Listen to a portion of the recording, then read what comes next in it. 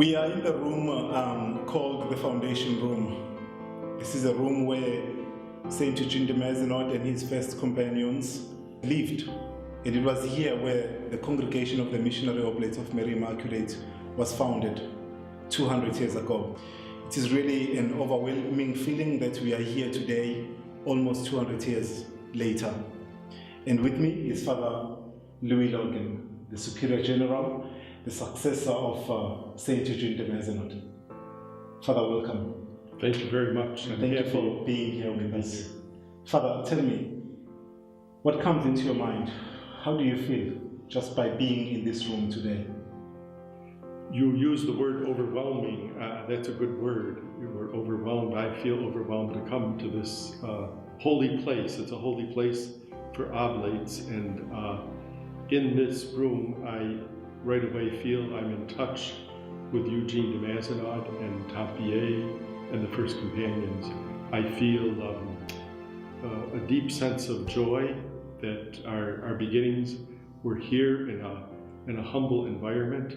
The beginnings were challenging and difficult, but they came together for this amazing project for God. So it's a wonderful experience to be in this room.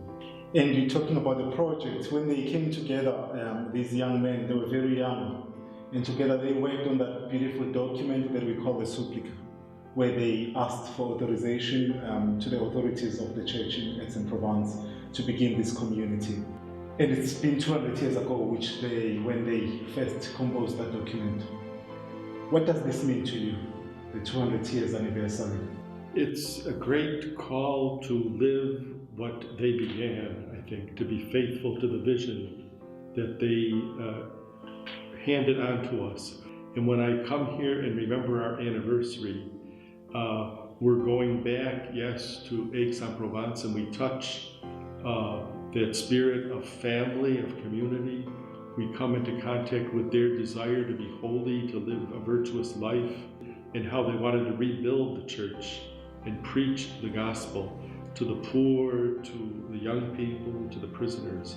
So coming here and celebrating this anniversary is a call to me to be faithful to that heritage in our context today. We have here this beautiful tree, which is a symbol that we have put in this foundation room, a symbol symbolizing the seed that was planted here.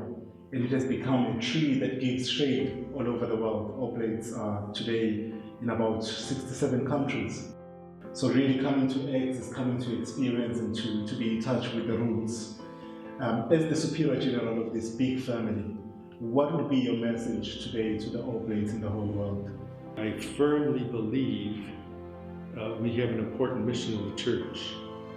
I believe, not with pride, but with humility, that our charism is very special.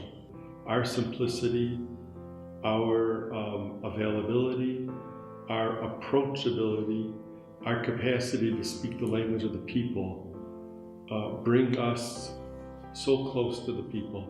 And going around the congregation, I have seen that everywhere.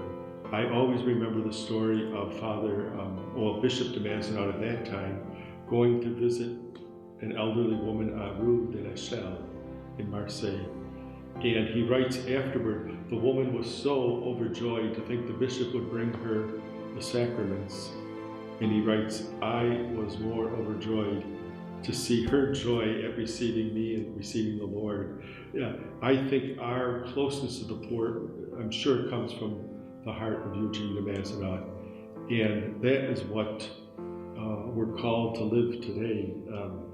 Not only the closeness to the poor, but also the holiness of life that he wanted us, that he himself struggled to live and wanted us to be, in the name of God, be saints. Let us return to these roots, not to stay there with nostalgia, to look at old pictures and say how nice, but to look forward to our society today, our world. We have many good works in the congregation, but we cannot, let's say, rest, comfortable. We have to look who isn't being reached today and get out with the good news to them. The church needs us and continues to to need us. And in that regard, I would say to the congregation, please work for vocations.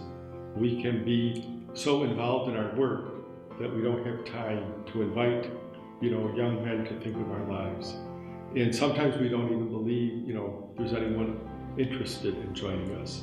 So we have to continually invite new members to join us so that the poor will hear the gospel preached to them.